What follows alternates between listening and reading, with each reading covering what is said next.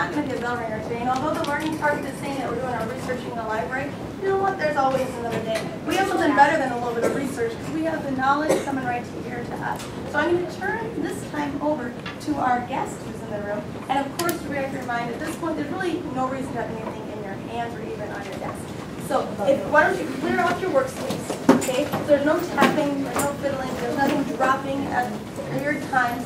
Because, again, because we only have the opportunity to have this for one class period today, we're going to go ahead and videotape it. So the wiggling of the side, any noise that you're making is going to be pretty distracting when maybe fourth period wants to listen and see what went on in sixth period today. Okay? So remember, nothing on our hands, and I think we need to give all of our attention, 120% of our attention to our guest speaker, who I'll let introduce and take it away. Thank you so much. I'm glad to be here today. My name is Dawn Snyder, and hello, I work at the Dorthy Pecaut Nature Center. I know some of you have been out there, I'm sure, and hopefully if you haven't been there, you'll come out and visit us. We are located in Stone State Park, across town, and we have a lot of great trails to hike. And inside the Nature Center, we have great exhibits and live animals and fun things to see, do, hear, feel, touch. And on those trails we have probably a little over 3 miles of trails throughout that area, and it's connected to many more trails. But I was asked today to visit a little bit more about some of the things you've been studying about and researching about endangered species and endangered habitats. And we have right in our midst in this region a lot of some critical habitats and some critical animals and plant species that are on the edge of being endangered or threatened or of special concern. So I want to start a little bit with the front slide. We share of our main habitats that are, I guess, natural habitats or natural environments in our region. We have, of course, the Missouri River, and we have wetlands along the Missouri River and other parts of, I'm speaking mostly in Woodbury County, but that can apply to across the river in North Sioux and South Sioux and Dakota Dunes and throughout, basically in this region. We also have forests or woodlands, and in Stone State Park there's quite a few acres of woodlands and timber. Any of those interchangeable words, timber, forest, woodland, whatever. Prairies would be our other habitat we have. In prairies, we have some special prairies here in this region. Do you know what kind of prairies we have here? Where we're at? Yes. We have grass prairies. They are all grass prairies, you're right. Do you know what our special landform or what these hills are called? Yes. The Los Hills? Los Hills, yes. Because of our unique topography or unique area, we have some very special plant and animal species that reside in here. Okay, we're going to start with a few definitions, and you probably have already covered this, but I just want to go through for review, if not. Endangered means that it can be any type of species, whether it's a plant or animal. It could be a fish, could be an insect, could be a mammal, a bird. They're in danger of extinction, and this is kind of important right here, throughout all or a significant part of its range. What do I mean when I say range? Any idea? Amount of species, and kind of a home range would be, like what would be your home range? Where do you hang? Kind of like the area. Go ahead.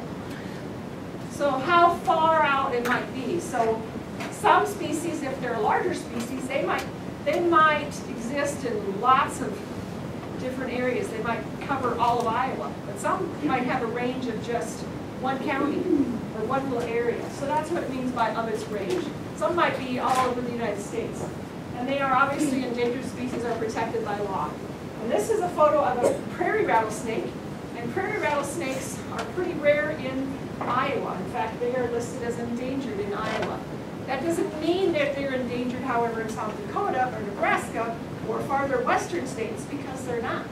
They are found in pretty regular numbers west of Iowa.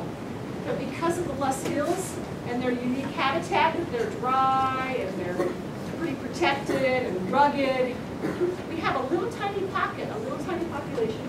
this little rattlesnake, and it's found nowhere else, pretty much, except for maybe they know of a population just north of Stone State Park. They are. They're not a very big rattlesnake, but they do have venom, and the venom is poisonous, especially if you're allergic. So thankfully they have antivenoms. But with any type of wild animal, whether it's venomous or not, you always want to be respectful of it. So they do have, they are the only venomous snake we have in this region. But like I said, they're endangered, so there's very, very, very few of them. I've only seen one in my life, and that was because I was with a researcher, and he has been doing research on them, and he had radio tagged them, and we were actually going with a radio transmitter and tracking them. Because implanted in its body was like a little sensor that would the radio tracking device could find, and we found it only because we were with him. I've been hiking in a lot of places in the hills and around, and I've never seen one on my own. That's not to say you might come across one. So anyway, prairie rattlesnake is one example. So next down from endangered is threatened. Threatened means they're not quite endangered yet, but because of whatever different factors within the foreseeable future, they might become endangered. So there's still something that's protected by law. And a threatened species example in Iowa is this owl called the long-eared owl. And we've seen long-eared owls at Bacon Creek Park before in the wintertime, and a few other places around. So they'll come throughout the area, but they're not found in great numbers. Now that's not a federally endangered species. We'll talk about some federally endangered species too. But that's not one of them. The next one down is an animal of special concern. So they're not endangered, they're not threatened, but their numbers are low enough that it warrants that they're kind of keeping an eye on them to make sure they don't become threatened or endangered. So they have kind of, they're not really sure about their distribution, the status, how many there are, but they're suspected that they might be lowers the numbers. So many times they might still be protected by law, depending on the situation. And the bald eagle, which is our national symbol, when I was your age, this bird was an endangered species. So it's made a comeback. People have done good things to make sure that our national symbol and other animals that were endangered are being protected, and their population numbers are increasing enough. It's no longer on the endangered species list, but it's still of special concern. And we want to make sure that we don't have the population spiral back down because of whatever factors. In this bird's case, it was because of one of the main red flags and problems was DDT, which is a type of pesticide that was used widespread in the 60s and 70s, and even earlier than that. And the pesticide, the birds didn't necessarily eat the pesticide, but the pesticide was killing the insects. And the insect population then had this poison in them, and then other bigger birds would eat, or animals would eat that, and the eagles would eat the bigger birds. And there was something called biological magnification. So that poison didn't break up and disintegrate. It stayed in the stomach of the animal that ate the poisoned insect. And then it passed it on to whatever ate it. And by having that poison get magnified, what happened was, it didn't necessarily kill the eagles right out, it made their eggshells, when they laid their eggs, it made them too thin. And when the birds sat on the eggs, it would crack. So if you don't have birds having new babies, your population's not going to go up, is it? So that was one of the big things. And they've outlawed DDT in the United States since then. There's still lots of other pesticides and issues and problems. And unfortunately, DDT is manufactured and is still used in some foreign countries. And there's some birds that migrate to those countries, so we still have some problems, but the eagle is doing better. Okay. What causes an animal to become endangered? What are some things? Hunting would be one.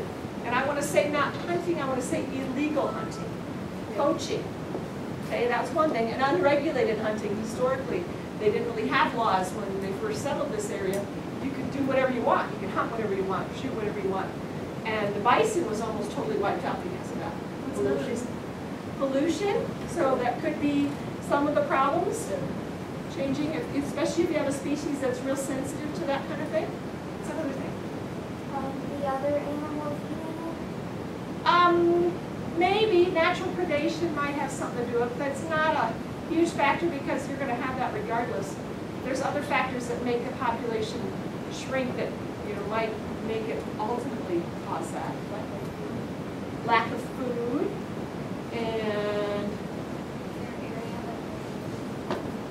that is a huge one. That's the one I was looking for most. The area there, where do they live? Their habitat. The habitat, what they need to survive, everything, what are the main components of habitat? What do you have? Food, shelter, water, space, air. So if you don't have those components of habitat, and the habitat suffers because of pollution, or because of exotic animals or whatever, they're not going to be able to survive. So habitat loss is a hugest one. I think he named quite a few of the others. Let's just see what I have up there. Habitat destruction is the #1 cause. Introduction of exotic species. Do you know what I mean by exotic species? Zebra mussels. An exotic species is an animal that wasn't found in this area that was introduced to here. And the zebra mussel is one example. Silver carp is another. An example would be rats, European rats. On the Galapagos Islands with the giant tortoises, they're not quite this big, but anyway, the giant tortoises, sailors came on the ships and the rats got off the ship and the rats ate all the eggs of these giant tortoises. So they ended up, their population of course plummeted because it's one little island and there's no other things out there that can get rid of the rats because there's no predators for it because it came from somewhere else. So those are some issues. We have a lot of different exotic species. The more and more that people travel and go from one place to another and bring things in, the more exotic species we end up having. And they can cause some problems. You have a question? Wasn't like zebra mussels just like introduced a couple years ago? Zebra mussels have been around for a while in the Great Lakes, but in Iowa they just started to become a problem, and they just got into the Iowa Great Lakes, into Okoboji. And they can just clog up the system and be a real big problem. They attach to your boat, to the docks, to all sorts of things. Yes? What are zebras?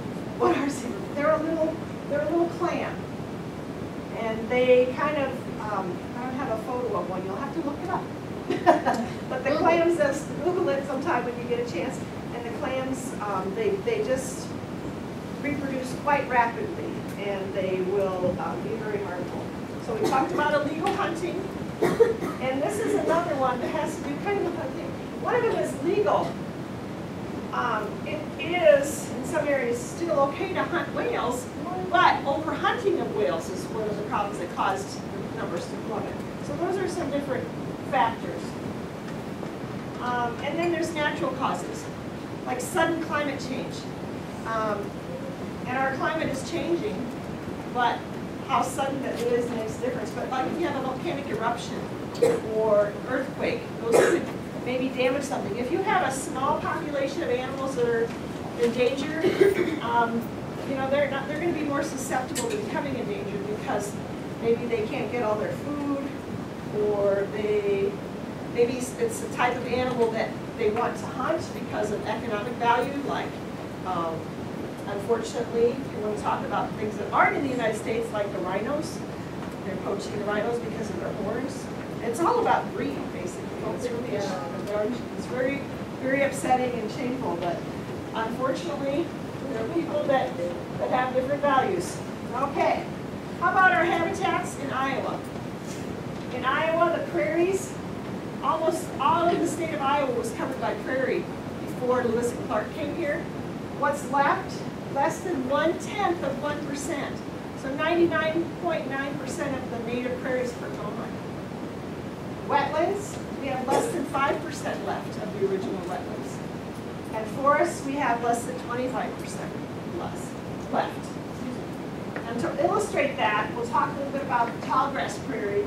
And here's a map. We've got Iowa here. Almost all of Iowa in green is where the prairies were. And that was quite an impact. 250 million acres throughout that whole region. All that green is tall grass prairie region. However, here's some photos of early Sioux City, probably in the late 1800s. And if you look at the hillsides, they're covered with prairie. There's trees in the valleys a little bit where the moisture would be, but for the most part, it's all open and no trees for the most part. This map shows Iowa pre-settlement, before, like when the settlers were first coming, after Lewis and Clark and around there. All of this yellow is prairie. The green, what do you think the green is? Forest, very good. And there's some blue wetlands you can really see. So almost all of Iowa, again, prairies. 30 million acres was once prairie. What do you think it is now? Less than 1/10 of 1%. 99.9 is gone. So all of this used to be yellow. There's a lot of gray. That's, what do you think the prairies became? Houses? Streets. Farmland is the big one. And there's nothing wrong with farming. Iowa owes its agricultural history and its great, wonderful soils from the prairies. We need to take care of those soils.